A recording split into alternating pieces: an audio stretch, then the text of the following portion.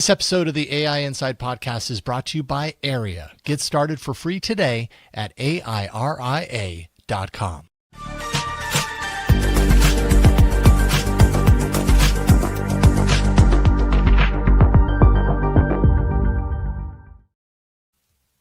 Hello, everybody, and welcome to another episode of the AI Inside podcast, the show where we take a look at the AI that is layered throughout so much of the world of technology. Moo-ha-ha. I am one of your hosts, Jason Howell, joined once again, after a week hiatus. Jeff Jarvis is back. Good to have you back, Jeff. Good to be back, my friend. I don't like traveling as much as I used to. I'm glad to be home.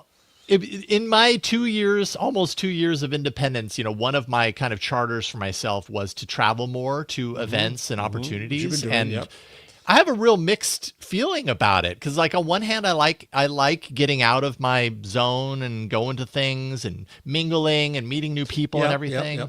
But on the other hand, as I get older, traveling is not as easy as it used to be. You don't know. I'm not saying I'm old in air quotes, but as I get older, I just notice it's less easy than it was 10 years ago or 15 years ago, So I was at the Medientage München, Media Days Munich, which was interesting in that there was a lot of AI talk there because around media, everybody's trying to get the gravy on their meatloaf.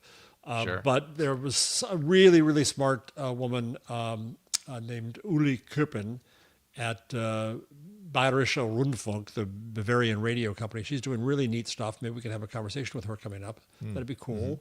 Ran into a neat company that did live, not only transcription, but translation of all of the talks, which was really interesting, so that my German isn't very good, and so I was able to follow along better. And a lot of talk about so one of the government ministers got up and talked about, well, in the time we've been here, Google has made $100 trillion, and they're still whining about Silicon Valley, but they're all recognizing the need to be AI smart. So it's good to get out of the house once in a while and hear what other people are doing. Yeah. It does force a shift in perspective. Now we have at the very top of this rundown, before we get into kind of the main news segment, you said, for the sake of the show, I will suffer this torture, along with a link to an AI Advantage Summit. I'm so curious to hear what you have to say about this. It's in 8 days. Yeah, and it's not, I don't get 100% full empathy because it's not in person. Okay. So it's only online. It's 3 days of an hour or two each day, 3 hours a day for 3 days, I think, or even more than that. And it's Tony Robbins, the incredibly tall motivational speaker. Oh, very. What does he have to say about AI? I don't get it. And how to find your motivation through artificial intelligence chatbots. I just don't get it. So I thought, I watched the video. And it's really obnoxious. And Dean, I'll probably mispronounce it, Graziosi. Then they have Mark Benioff, Arthur Brooks from Harvard, who's always touchy-feely stuff. It looks obnoxious as hell. But I thought I would go for the sake of the show. And I reserved my free seat. And now I'm getting constantly bombarded. It's only 8 days to go, only 7 days to go. And then they try to get you to buy extra things for $1, so they get your credit I was going to say, when's the upsell happening? It starts at $1. So we'll see. My life could be changed, Jason. I could come back a changed man, or I'll come back with a lot of gags. We'll see. Interesting. Do you find yourself less excited going to a virtual summit like this versus if you had an actual event to go to? Well, less excited, but less inconvenienced. Yeah, that's true. I was on the person, whoever was before me in Munich canceled. So they said, "Could you stretch to an hour?" I said, "Do you know me? Can I talk longer?" Yeah. And so I was going to be on for half an hour. I was on for an hour in a fireside talk with a wonderful guy named Richard Gutjahr. And it was 3 to 4 days out of my life for that little tiny slice of time before a few dozen people. And a total shift in time zone, an upside down, topsy-turvy. Yeah. That's why I say it's a little exhausting as I get older. My trip to Dublin was amazing. I wouldn't not go at this point. It was a wonderful trip and everything. But I definitely paid the price when I came back. You know, it takes me longer to kind of reintegrate and get readjusted, and so it's a balance, I suppose. I got back. I'll be curious to hear. Last Thursday, and then last Friday I drove to Massachusetts. I also went up to see my son in New Hampshire, but I went to the Museum of Printing. I want to plug them for a second because it's a wonderful place. If you are ever north of Boston and Haverhill, go to the Museum of Printing. It's open every Saturday. They have a working linotype, and you know that's my passion. And so for the end of my upcoming book, Hot Type, we set the last page of the book using the linotype, which was all kinds of fun. Took us forever trying to figure it out, right? This wonderful one-page volunteer there. And I got some photos of the linotype. And hold on. How cool. That's such a great idea, in Jeff. the car, I have the actual type. I should have brought it in to show you, but this is the, this was set on a linotype.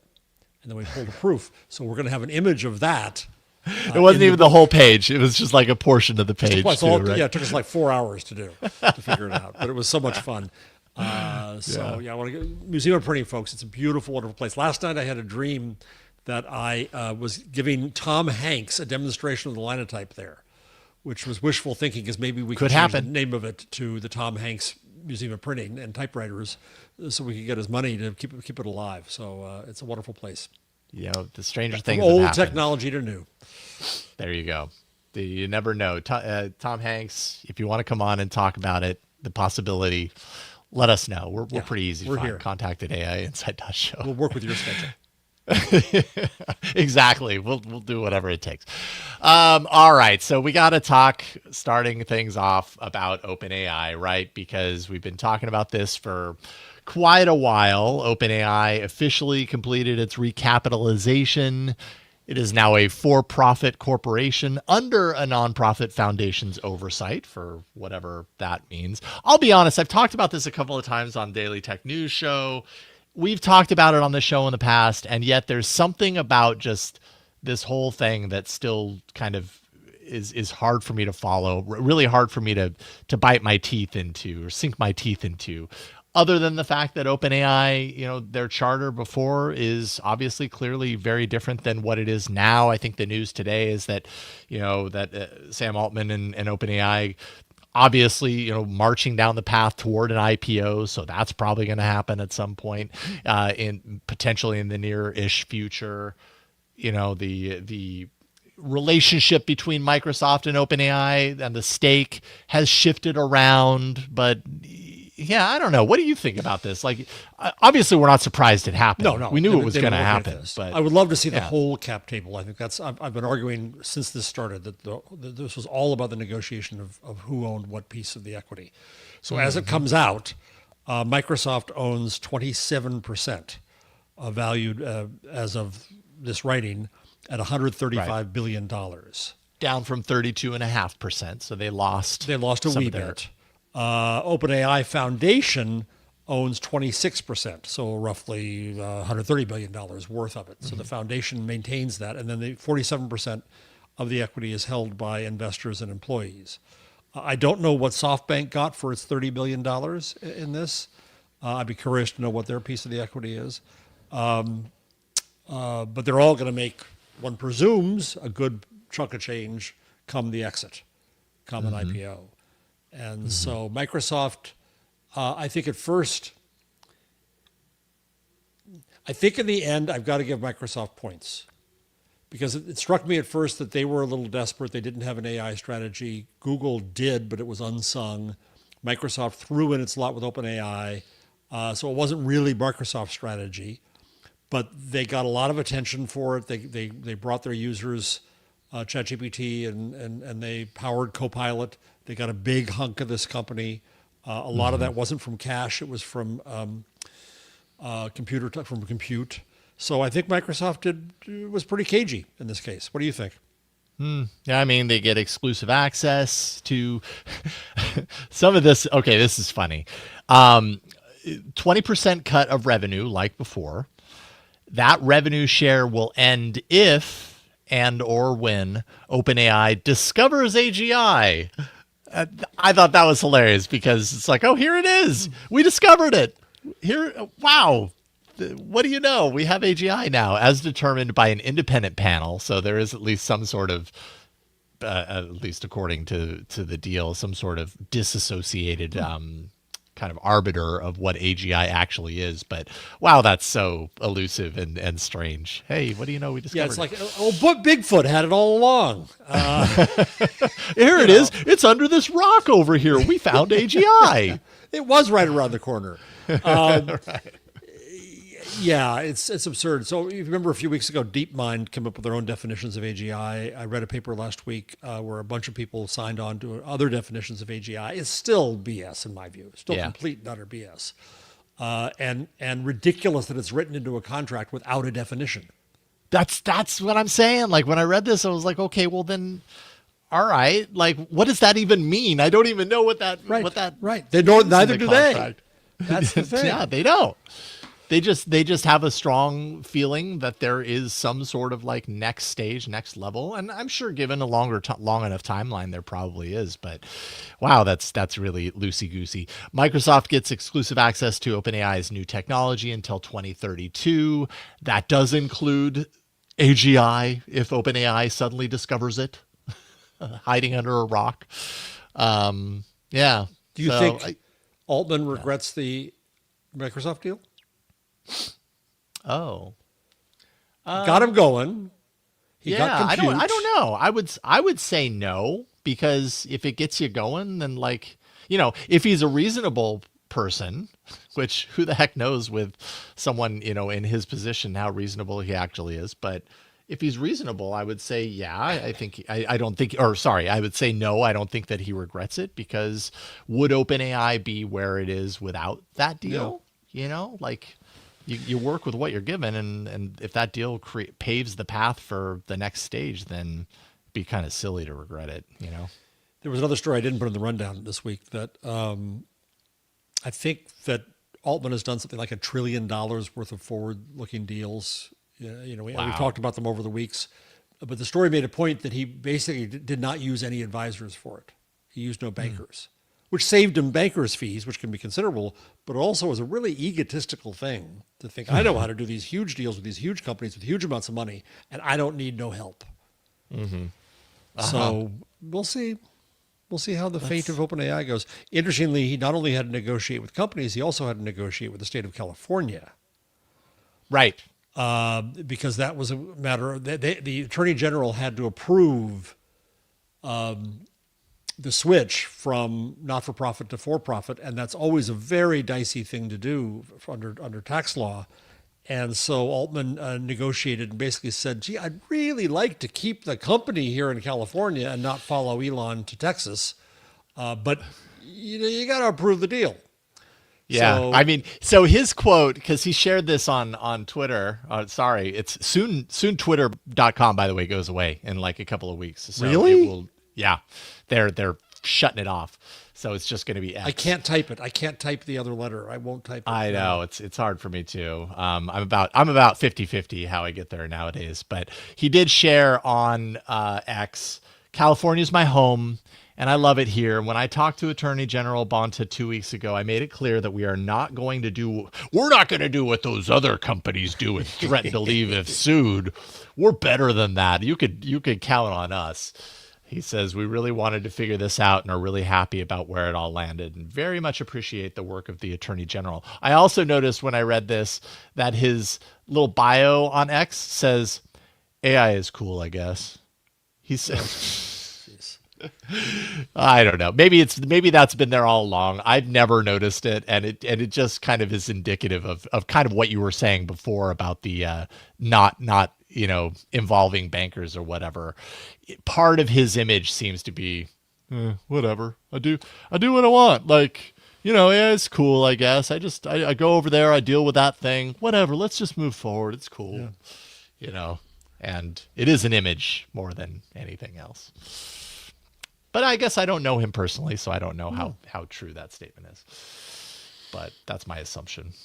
So anyways, so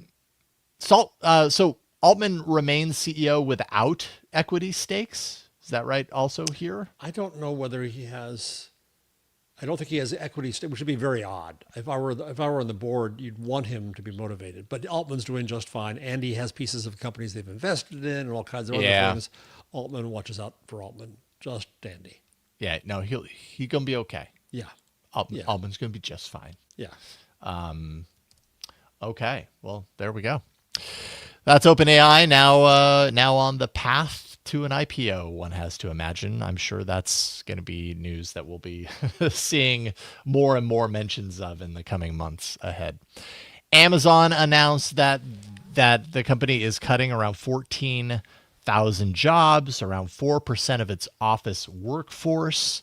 One of its biggest job cuts in the company's history. Senior VP Beth Giletti says the company needs to operate, quote, like the world's largest startup. In order to be successful, Amazon, we need to operate like the world's largest startup. We really need to work hard to be successful, as if you aren't already. You guys are doing okay too. Emphasis placed on fewer management layers, increasing company agility. Obviously, all this follows CEO Andy Jassy talking about wanting to integrate AI more into how the company operates, and that there will be an impact on jobs as a result. So this comes on top of other layoffs. The Wall Street Journal did a story saying that tens of thousands of white-collar jobs are disappearing as AI starts to bite. United Parcel Service is laying off 14,000 positions in the management workforce, 48,000 jobs total. Though you certainly can't, in the case of UPS, say that that's all AI, since it's people who drive trucks and move boxes. Target got rid of 1,800 corporate jobs, but then again, Target has been FAFO, finding out what happens when you piss off your own customers, and its results have been bad lately. The Journal lists other white-collar departures from Rivian, Molson, Coors, Booz Allen, General Motors, but that's also because the electric vehicle market went down. My point being that it ain't just AI. It's not just one thing that's causing these jobs to go away. And I think that it's too simplistic to say, aha, AI is cutting into the workforce. Look what it's doing. Yes, it's having an impact, but I don't know. There's a guy on TikTok I watch all the time named Nate B. Jones. Yeah, he's good. He's really, really good and experienced. And he argues in the video that Jason has on the screen now that the AI story about the layoffs at Amazon is fake. And what he says is, it's a fairly lengthy, smart argument here, but basically his argument is it's impossible to get chips, and Wall Street expects a growth rate, presuming that Amazon can get lots of chips for AWS. It's the most profitable part of Amazon, retail being a very thin margin business. And because they can't get the chips and can't grow that way, the only thing they can do is cut what they can cut. And so they're cutting jobs and cutting costs there to maintain margins. And that it's not caused by AI purely, it's caused by the difficulty of keeping the AI business going when you can't get the engines. Oh, interesting. Yeah, very interesting. Yeah. So what does that mean about Jassy's, kind of march towards what he has said, about integrating AI? Yes, that impacts employment at the company. I think, did I put in another story related to this, or I may have missed it. Now I can't remember what it was, but anyways, other companies doing this as well. I mean, although, kind of the video that you put in there seems to say that this is not about AI, but Microsoft cut 15,000 jobs this year. Meta laid off around 3,600 positions, about 5% of its workforce.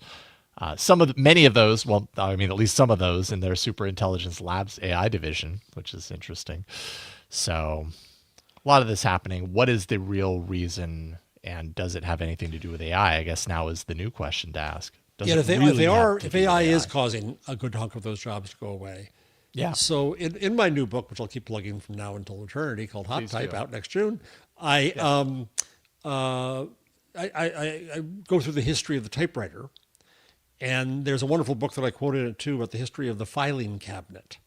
Once we got to the typewriter, I mean, print itself led to bureaucracy. The typewriter really led to bureaucracy. And the filing cabinet was a way that things no longer fit in books. They had to have a home somewhere, and it changed the taxonomy of information. That information now had a new address, right? Mm-hmm. But this also fills the bureaucracy available. And you wonder how many of the jobs that AI does, in fact, eliminate are jobs we didn't really need because they were internal bureaucratic jobs. Right? Somebody doing more presentations for the sake of presentations, doing more reviews for the sake of reviews, because just layers within a bureaucracy in a company. Yeah. And AI may not have so much eliminated the jobs as shown which jobs weren't that valuable, which isn't good for the people who are doing them. No, totally. I mean, when the workforce, God, but how do I organize what's on my mind right now? When it's all organized around that inefficiency, the impact is still real. The impact still, is placed upon the workers that no longer have the jobs. So I guess what I'm saying is it's a little bit of cold comfort. It's kind of like, well, those jobs didn't need to exist in the first place. Yeah, but they did, and people, had their livelihoods built around them, and then suddenly they don't. So I can understand. Yeah, I thought the internet was going to do a lot of this. Ronald Coase is the economist who's known for the theory of the firm. And why do you create a firm? Because when it became cheaper to do things internally than to hire out externally.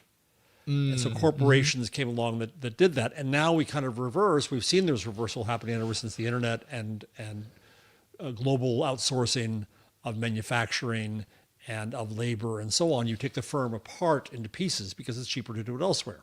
Yeah. And the Trump administration is trying to force it back into the country and back into corporations in a way. But the economy has shown it the opposite. Now, in a case like Amazon, it's a new company still. But I think they probably reflexively did what people think companies do, and we're reinventing what the firm is now. Meanwhile, Amazon also did a lot of hiring in the pandemic. And I think that's also wearing off now. That's kind of, catching up to a certain degree. Yeah, that's true. That is a good point. All right, well, we are going to take a quick break here. First of all, I want to thank our patrons, patreon.com/AI Inside Show, our wonderful patrons. Thank you so much for supporting us. We've got some awesome patrons, including Rick Schurz. I hope I got that right. William Wilkinson and Mary Tixiera. Just three of our amazing patrons who help us each and every month continue this show. If you want to throw your support behind what we're doing, just go to patreon.com/AI Inside Show, and you can be a part of that too. And we'll read your name out on the show as well. Make you feel special. All right, going to take a quick break and thank the sponsor of this episode, Area. If you're feeling the AI anxiety, well, you're not alone. From questions to job security, kind of like what we were just talking about, to cybersecurity and everything in between, it's easy to feel overwhelmed because things are moving so fast in the world of AI. And let's face it, things moving that fast, that speed it brings with it real pressure to move quickly. But, we also have the need to move responsibly. And that tension is where a lot of teams actually get stuck. Well, enter Area. They're the enterprise AI orchestration and security platform that's built to boost your confidence. With Area, you don't have to compromise between speed and innovation or security and governance. You get the ability to move fast, to stay compliant, to deploy powerful AI tools without cutting corners.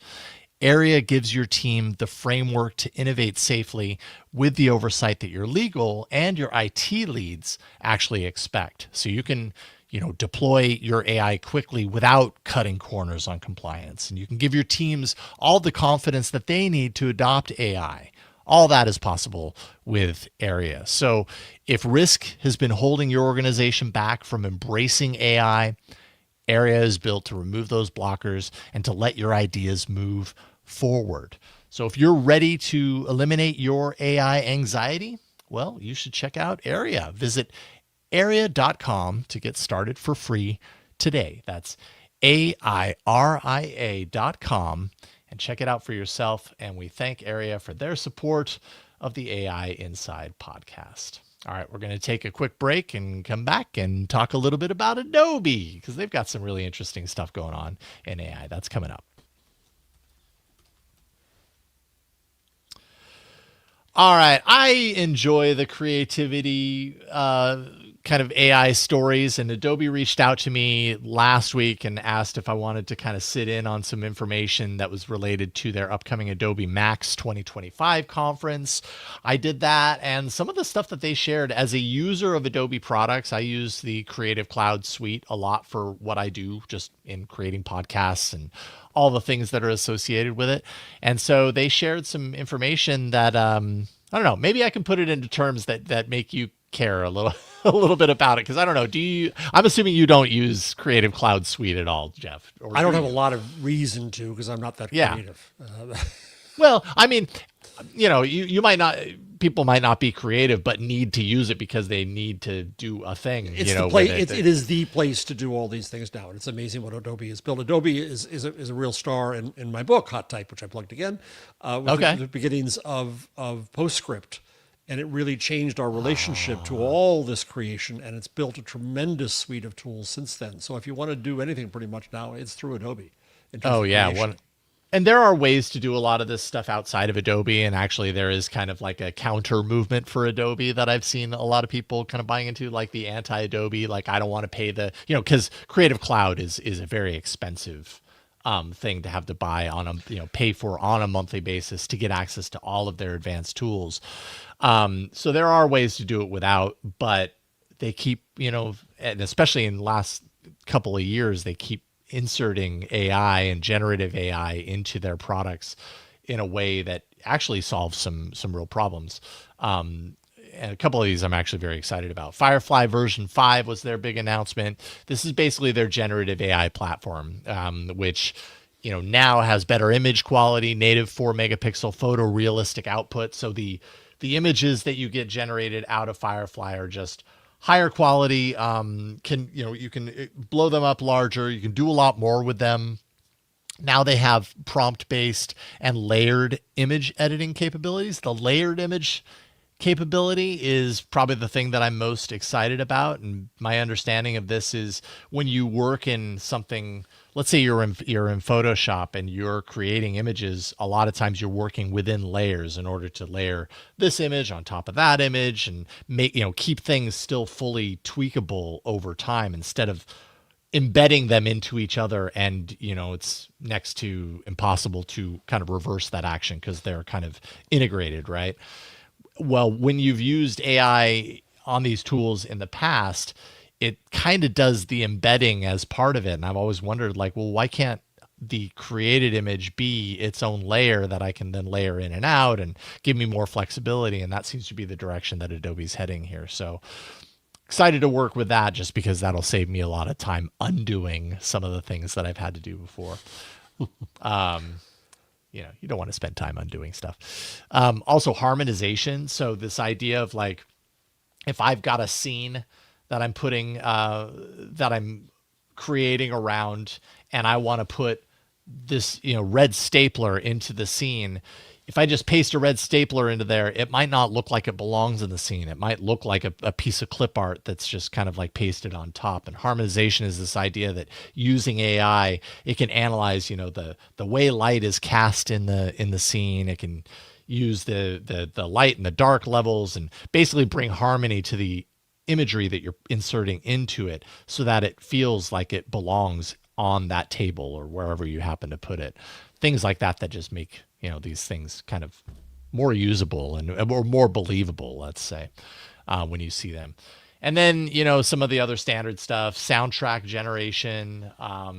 So Firefly is kind of expanding beyond just its strength, which has been image generation. And by the way, fully licensed images. So anything that Firefly creates with its own model, you can use, as long as you have a Creative Cloud license, you can use that image anywhere. Same goes for the music that it generates. Same goes for the voiceover content that it generates. It's all kind of open license, trained on, I think, Adobe's own kind of material. So you don't have to worry about, this being trained on somebody's, unagreed to work or copyrighted work, let's say. So right. you have a lot of flexibility there, And you're getting access to Google and OpenAI and run them all together as part of Creative Cloud, right? They are integrating a lot of the different tools and services into the platform as well. So like if you're using Adobe's Firefly image generation, let's say, you might also have access to Midjourney through there, or you know what I mean? It's kind of like tapping into all the different things for what they're good for. The voice transcription, or rather the like the audio generation for voice, can be Adobe's model. It could also be Whisper. I think it was Whisper was their partner. I could be wrong on that one. But anyways, they are making these deals to integrate these things into their product. Another thing that they're doing is agents. Of course, we talk about agents all the time, kind of cross app agents. So a single agent, and this is called Project Moonlight, which is kind of testing right now. It's not fully launched, but as you probably know, Adobe has a ton of different apps and services that you can use, all do different things. And, people have their careers based around a single one of those apps, let alone all of them. And so an AI assistant, Project Moonlight, that can actually work between them for your projects could potentially be very useful. But I haven't really seen that put to the test, but it sounds pretty powerful if it's done right. Cool. So. Yeah, so I'm excited about some of that stuff. It's this topic's a little bit more feature related than it is thinky, but I don't know. I think Adobe has. It's been interesting to watch Adobe lean into the generative AI at a time where a lot of I think the users of Adobe's creative products might not feel so comfy about AI because of they're taking our jobs sort of argument. And Adobe, I think, does a good job of saying, look, we're not putting these in here to take your job or whatever. We're putting this in here so that you, a graphic designer or a video editor or whatever, have more tools and capabilities to work with these tools to save yourself time, to make better results, to do all these things that aren't just all about, replacing your need to be there in the first place. So I give Adobe a lot of credit. I think they're doing it right. Yep. I agree. And I like what I see. So there we go. And why don't we talk about OpenAI again? Always back to OpenAI. Neural Trust uncovered a vulnerability in OpenAI's Atlas browser that allows attackers to exploit its Omnibox. Of course, we're talking about prompt injection, which seems to be a recurring theme when it comes to kind of the AI browser, is that it's very easy to hide, malicious prompts into URLs, and those get interpreted as natural language commands. That kicks into gear, what is called a prompt injection attack, and might have some, some things that happen that you don't want to happen on your device, like deleting files or navigating to a phishing site when you don't realize it, things like that. And so in the realm of AI integrated browsers, where we are seeing more and more of these right now, this is a really big kind of aspect of them that people need to at least understand and pay attention to, because it could happen. Yeah, the language we used to use, they're executables. They're what? Executables. They can execute something on your machine, and that's dangerous. And they have access to your information even more than that, right? Which is an issue you have to be careful about. I tried to install OpenAI's Atlas to play with it. Okay. But of course, I'm normally on a Chromebook because I'm a Chromebook guy. But I have the Mac Mini that I've had for years to do the Twit podcasts. It's so old, I can't put. It won't let you. Nope. Oh. So I might have to buy a new Mac. But have you played with it yet? I have. I have, and yet I don't find myself going back to it as much as I thought. And I think part of the reason is because, as we've talked about many times, there's so many different services, Perplexity, OpenAI, they all have their own strengths, Gemini. And I'm so used to using Perplexity for the things that I use it for that when I use OpenAI and then by extension that browser for those things, which is all I can think to use that browser for, because that's what I use it for with Comet, I don't get quite what I'm looking for, which is not to say that it's bad. It's just different. Yeah. And I understand what Perplexity is good for me and my work process. And so when I don't get quite that, even though I'm using ChatGPT's version of that browser the same way, then I'm less inclined to use it. Did you notice any major differences between, I know you didn't have much time to play with it, but between Perplexity's browser and OpenAI's browser? Or they basically... I mean, the idea is the same. Essentially, the idea is pretty similar. I feel like there is some sort of a difference. I'm pulling it up right now just to kind of take a look. I mean, one thing that I think is different, and maybe I just haven't dug into it to find a setting, is that the Perplexity browser, so they're both based on Chromium. The Perplexity browser, I have all of my Chrome, extensions and stuff that are in there. So essentially it's, for me, by all accounts, it's a Chrome browser, but that also has Perplexity integrated into it. And when I open up the ChatGPT browser, I'm not seeing any of those extensions integrated into it. So that's a little less than what but again, I'm saying this fully realizing that I haven't really gone digging for it. It might be somewhere in the settings and I just haven't found it yet. So if you have found it and you're yelling at me right now, like, dude, it's there, send us an email, contact@aiinside.show. I'd love to hear it. And maybe I'll remember to look in there. But it's built on Chromium, right? It's also built on Chromium, I think. Right? It's built on Chromium too. But with Chromium, I think you have the ability as you build out these things to determine what pieces of like a Chrome experience you want to integrate, what you don't, and maybe there's a reason if they have actually eliminated the extension capability, which I'm not certain that they have eliminated it, but I'm not seeing it. If they've done that, maybe there's a reason for it. Maybe that makes it more secure because they're not inviting in external extensions. I never thought to ask because I'm being that I'm a Chromebook person and then secondarily a Mac person. I don't have a Windows machine around. Yeah. I have no idea how much Microsoft has built Copilot AI capabilities into its Edge browser. Yeah, so that's a good question. I'm interested to see what the differences might be there, and also why Google hasn't yet at least matched Perplexity and now OpenAI. It's going to be interesting to see what happens with browsers. I'm not sure why maybe it's because of antitrust fears. I'm not sure, but it'd be interesting to play more. Yeah, I mean, the Chrome browser has that little Gemini button that you can summon, but it is definitely. I still can't. Oh, that's right. You can't. I don't have it. I keep saying someday maybe you'll get it, but let's be honest. At this point, you're probably not getting that stuff. Google apparently has no incentive or something.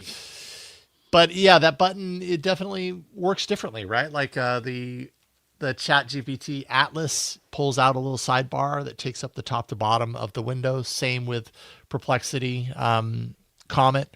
Gemini is this little like window, and yes, you can resize it and everything, but I don't know. It's all same but different, I guess. I just haven't really spent a huge amount of time with the Gemini integration in Chrome. And the few times that I do, it doesn't work holistically in the way that I'm used to from Perplexity's Comet. So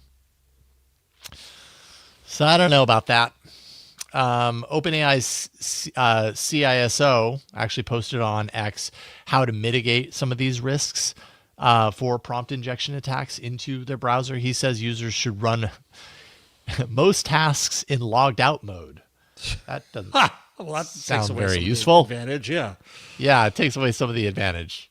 So anyways, I think it's just an ongoing struggle that these browsers are going to have to figure out. And I think they will figure it out to some degree at some point, but it's early days. Amazon has a smart glasses effort going on. Apparently, we've been hearing some kind of reporting around this behind the scenes, and now Amazon has shown off their smart glasses. Not for everyone though, and definitely not the most attractive smart glasses you've ever seen. Those things are pretty fugly. Yeah. They're not good looking, but they're intended for their delivery drivers. So it's really intended for the workforce. Drivers can do all sorts of things without needing their phone is kind of the idea of what Amazon's working for here. So scanning packages, getting walking directions delivered into a screen that appears in front of them in the display. It's like a kind of like a green monochrome looking screen while they're working, capturing proof of delivery, doing all this without a phone essentially. So when a driver pulls up to a delivery point, the glasses apparently kick into gear. They automatically start assisting the driver when they arrive at the destination. They can kind of show them where to walk around to drop off the delivery. They can also detect when something was dropped off at the wrong place and show hazards like pet detection, which delivery drivers, are probably pretty happy to have. So, yeah, smart glasses, but not smart glasses for everyone. Interesting way to test it out. Sure. Oh, well, that's true. Could they be testing this out for a kind of a wider release? They've got a great kind of control base to test it out with. I hadn't thought about that. Yeah. But yeah, they're not very attractive looking. No. Trialing in North America right now. And then Amazon also announced another project, Blue Jay, which is, a robotics project that they have going, a system for warehouses. The idea here is that Blue Jay can do picking, it can do sorting, and it can do consolidation, something that either, different people or different robots all needed to do. They're integrating it into a single robot that does all those things. So this is where you've got to believe there's going to be huge advances here. Oh, for sure. Yeah. The money saving for Amazon is huge, and the jobs Scaling. go away, but there are jobs people complain about, and yeah. It would be kind of fascinating to walk through an Amazon warehouse and see these machines in action. Well, you can. Really? Yes, you can get Amazon tours. I'm planning to do one in New Jersey. I haven't scheduled that. Oh, no kidding. Yeah, hold on. Let me see. That's so cool. That was tour. very, If not you planned. go to aboutamazon.com/workplace/tours. And Workplace/tours. so it's Amazon Tours, one word.com. Yeah. And then you can book a tour in California, Tracy, San Diego, and Eastvale. Tracy's might be pretty far south, right? Yeah, I mean, none of those are super close to me, but still, that's super interesting. And you just so happen to be going on one of these soon. That's so so you are not even allowed to bring your phone into the building. You have to leave it in the car. Oh, wow. But yeah, it'd be a hoot to do it. I'm looking forward to it. Totally.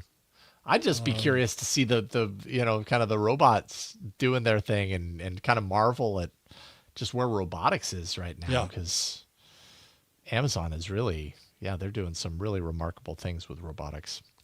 Love it or hate their robotics is that it's finite tasks. It's not like it's trying to be, everything in your house. Everything for everyone. Laundry, all that kind of stuff. It's moving boxes. It's pulling items out. It's a conquerable universe. Mm-hmm.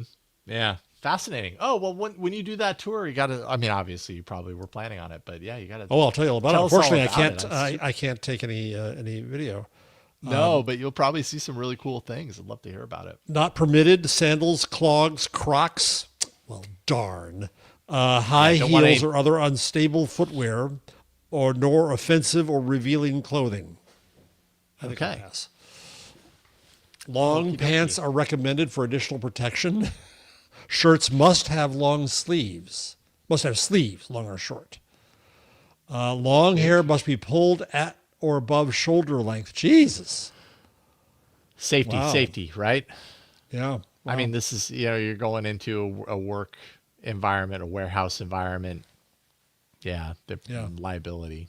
I'm guessing. Either that, or they really care about being puritanical Yes. and how you dress and stuff. So I will go and I will report back. Yeah, love to hear about that. Super interesting. I saw this piece of news and I knew you'd have something to say about this. Elon Musk launched Grokipedia, much to the chagrin of many people on the internet. An XAI-driven online encyclopedia, obviously an alternative to Wikipedia, which Musk has made no small hints in the last couple of years that he does not care for Wikipedia. He says the goal of Grokipedia is truth, the whole truth, and nothing but the truth. How many more times can he say truth? Truth, Yeah. truth, truth. Yeah. What do you think, Jeff? Is Is it true? I'm actually surprised are there somebody truths? hasn't done this before to the extent that Wikipedia is open. You can years ago. I've got a copy back there somewhere. Germans took Wikipedia and edited it down and printed it in a print encyclopedia, which is allowed under the licensing. Right, it's open. So you could do that. So you could take Wikipedia and then build whatever you want on it, and that's okay legally. So there's nothing there. This is obviously not. This is just him trying to be a smart ass. But I mean, he's basically doing exactly what you talked about, right? Because so Yeah. much of what's there was just pulled from course. Wikipedia, as far as people who are checking into this have discovered. Not accurately, but Right. certain things have been changed. You noted that Leo Laporte, Twit.tv, our friend, that he is listed as retired, or at least Semi-retired. Okay, so it says semi-retired, which, I mean, Leo's doing about as many shows as he's ever done. Exactly. A human can do in a day. So the Atlantic went and tried to find out what they had to say about certain controversial topics. So, for example, on the AfD, the German far-right party, which Musk has lauded, it states that the party calls for, quote, repatriation of non-integrated migrants and criminal offenders, otherwise known as mass deportation. It defends traditional family structures against state promotion of gender ideology, otherwise known as anti-trans. Yeah. It rejects multiculturalism in favor of preserving German cultural and linguistic predominance. Little dicey given where that's what that's about, and so on. So, it's a Musk worldview. I wouldn't recommend it. Interesting. Well, the question that came up for me is, we know pretty well now at this point, because Wikipedia has been around for so dang long, how things appear there and what that process is like, and how it's controlled by the community and kind of moderated by the community. And we know that we have a good sense that if information has ended up there, it has gone through a process that is pretty understood at this point, which is not to say that it's foolproof or perfect, but it's pretty understood. What do we know about how stuff gets on here? I mean, if a large part of this was at least initially populated by Wikipedia, how can anyone become an editor? And if so, does Grokipedia become, or is it populated more by AI? Like, that's what I don't understand. Like, what is the AI component here? Is the AI just, you know what I mean? The Grok I think the AI component is just that it made it. Okay. But I it's think that still was easy pulling to- a lot. Okay. Yeah, So then how does it get maintained over time then? I think it doesn't. I think it's just a typical. It just is what it is. I think it produces it. Yeah, I don't see. I'm not going to log into it, Well, I'm not logged in, but I'm here on the Leo Laporte. but I see no Page. way to edit it. It's not a. It It's says- not a wiki. No, it says see edits though. There is a button that says see edits. All right, maybe all there's of them something on Leo's page, all 12. It's fact checked by Grok 2 days ago. Is the AfD? Oh, interesting. So Grok's just going through and fact checking everything all the time or something. Air quotes around that word fact check and around the word fact in this case. Yeah. So Yeah. kids, don't cite Grokipedia in your term papers. Yeah, I would not. Not a I would good not idea. recommend that. No. I would not recommend that. If you want to pass, don't do that. No. Okay, Grokipedia. All right, we're going to take a quick break. Before we do, just a reminder, we do have a YouTube channel. If you go to YouTube. Oh, hi, Bronson. If you go to youtube.com/AI Inside Show, we have our regular podcast episodes. We're talking about other ideas for the channel as well. Maybe if we have some little one-off interviews that wouldn't quite make it onto the podcast, or I'm considering doing some like hands-on demo live streams of me just playing around with some AI tools. I want to kind of see what we can do with the channel a little bit more, make AI Inside, yes, the podcast, but also maybe a little something more. So if you haven't already subscribed, go to YouTube, search for AI Inside Show. You'll find the YouTube channel, subscribe there. And then maybe you won't miss, the other things that we do that are kind of sit outside of the podcast feed. And if you have any ideas of things you'd like to see, contact at aiinside.show.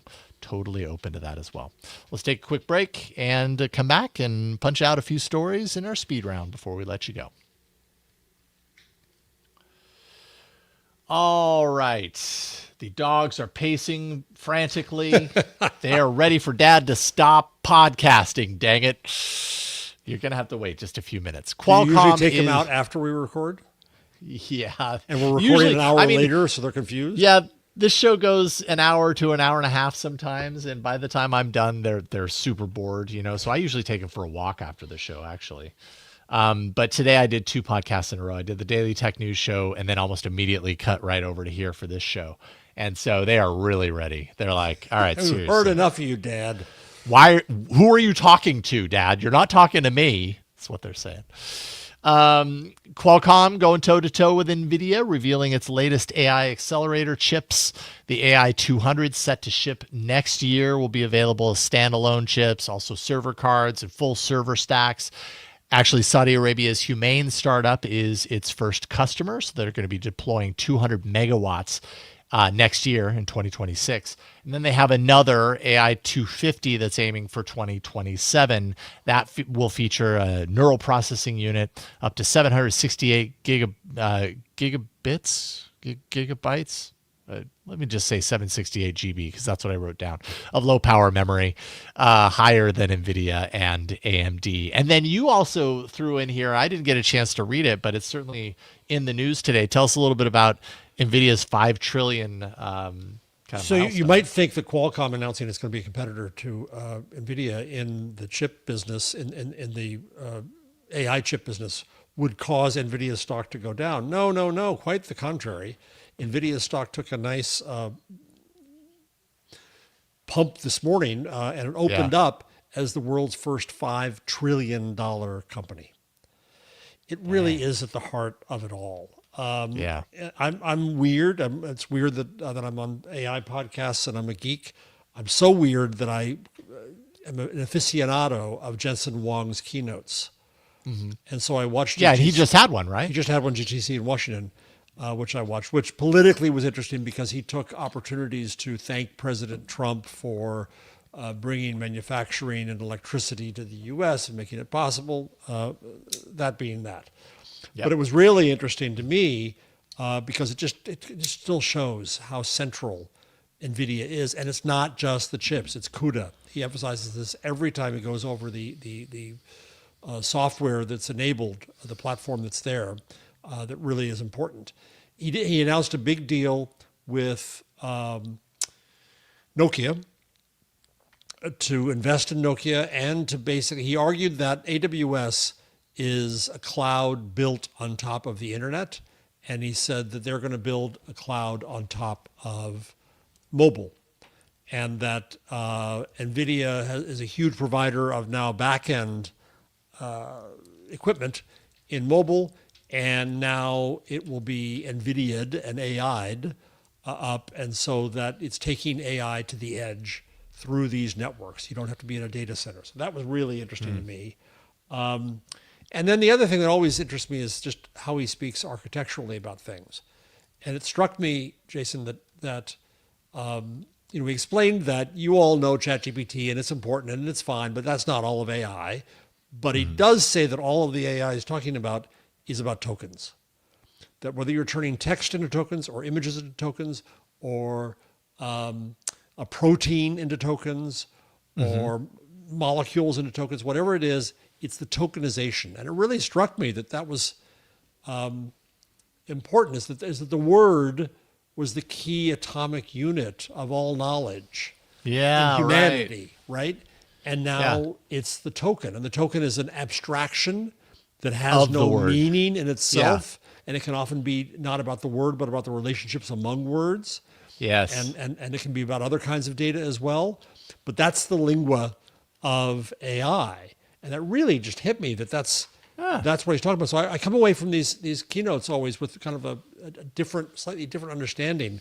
And it's like you get an hour and 45-minute lecture from him. He also said, he's very good at them. He's really good. Keynote. He's superb at it. Keynote guy. He also talked about how whether it was Excel or Word or any of the applications we had before, they were tools. Mm-hmm. And they were tools to enable us to work. And usually what we hear is AI is a tool for us to do work. He said, no, now AI does work. And that was interesting, right? It's not just a tool that enables us to do work. We enable it, call it an agent, call it what you will, to do work itself. Mm-hmm. And yes, it's still a tool for us and still what we can do, but that's an added layer here, which really struck me. And then he also talked a lot about robotics and about the physical world, and a lot about digital twins. So yeah, I don't know. I'm not sure if it's still the 5 trillion company today. Let me look up Nvidia stock as we speak. Qualcomm came back down a little bit. Nvidia is up 2.5% today, but down from its opening, I think, a bit. But yeah, it's doing just dandy, just fine. Good luck, Qualcomm. You got a gap to close there, but still notable nonetheless. Its market cap is still over $5.01 trillion. Never mind the 01 trillion. Yeah, we can just that's a rounding error, right? We can just shave that off. No big deal.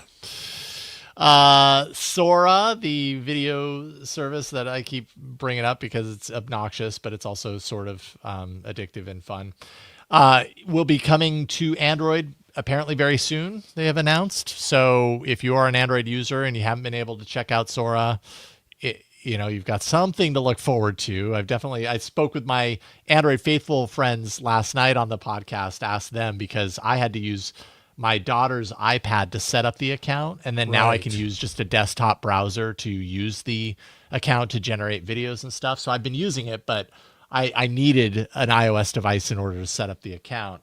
And I asked if any of them had done that yet. And no, they're very uncertain. They're like, I don't know that I want to give it access to my identity. And I totally get it.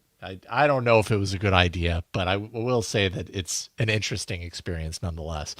Upcoming features include character cameos. So what Sora does that's different is the cameo thing. That's where I, as a user, go through the steps for it to learn my face and my voice. And then I give other users permission to create generations with my likeness, which so far I haven't run into any negative consequences on that. But I could see how they could happen. Anyways, they're going to be pushing out an update that allows you to do character cameos. So that's animating pets. So if you have a pet that you want to animate. Are yours going to be Sora stars soon? I mean, when I get the ability to animate Bronson, I'm certainly curious. I'll ask him his permission. I'll say, Bronson, do you care? Is this okay? We'll see what he says. Is there a treat in it for me? Huh? Yeah, right, exactly. Just give me a little treat, a little piece of apple or some peanut butter, and I'm golden.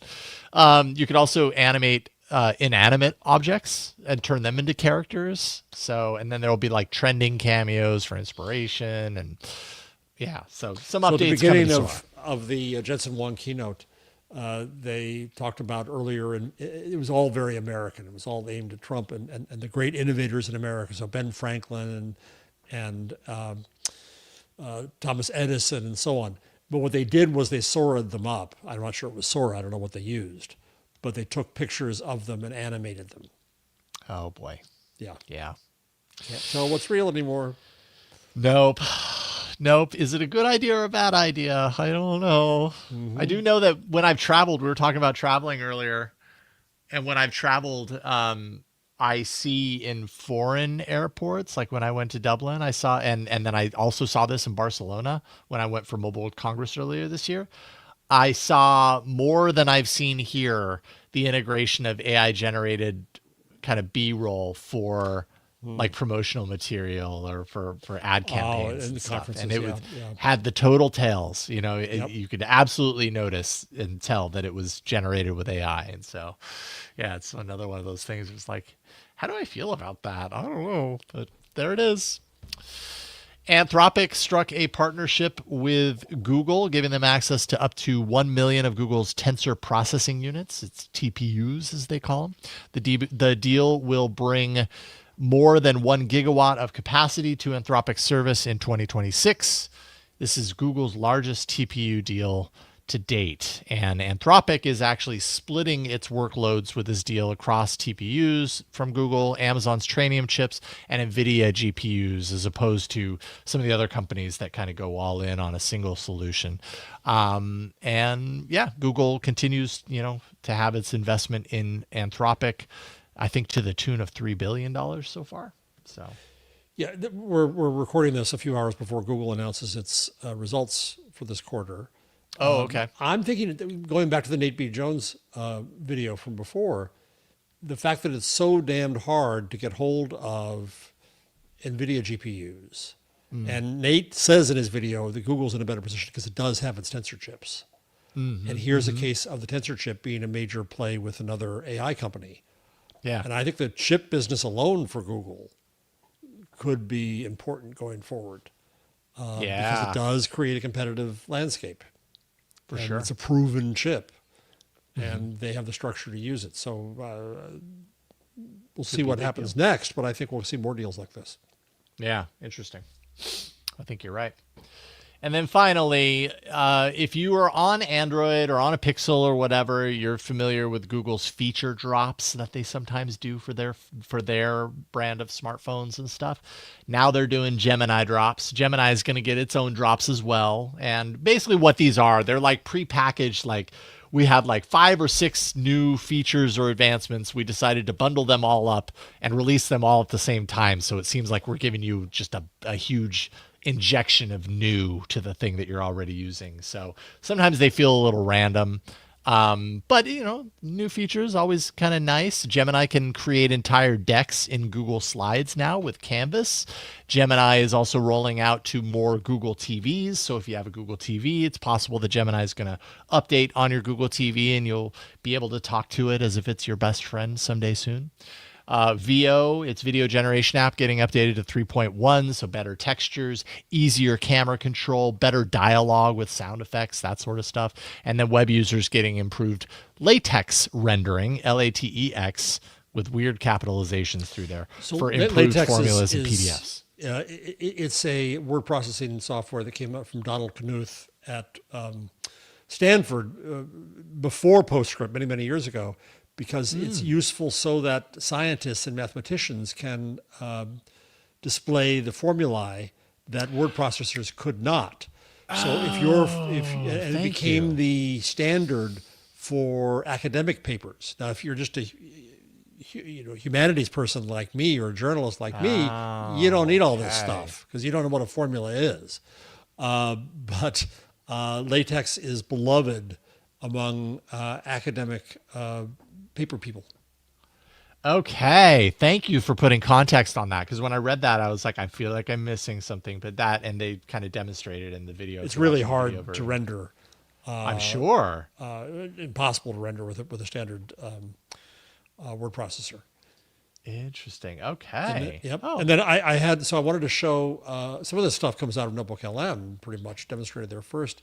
I wanted to show my publisher, Bloomsbury, some of the things that are possible with AI. And so I took my 3 Bloomsbury books, including Hot Type coming up. That's the last plug for right now. And the Gutenberg parenthesis and magazine. And I put them all in a Notebook LM. And then you can now, as we talked about before, you can share that out. So I had it make a podcast. I had it do a mind map, but then it could also do a presentation. And in this case, the presentation came with the voice. And it made up, so this was about, it decided to make it up just about, what was it? It was the linotype versus something else. I can't remember now what it was. I know it was Mark Twain and his machine. So it took those two machines and it made up fanciful drawings of each machine, but they had nothing to do with reality. Absolutely nothing to do with reality. Fiction, yeah. Yeah, it was. It was interesting, but it was a visual fiction that it made up. And then the voice narration wasn't that bad. It had no idea how to pronounce Mergenthaler. That threw him immensely. Mergenthaler. Otmar Mergenthaler. But what did you just call me?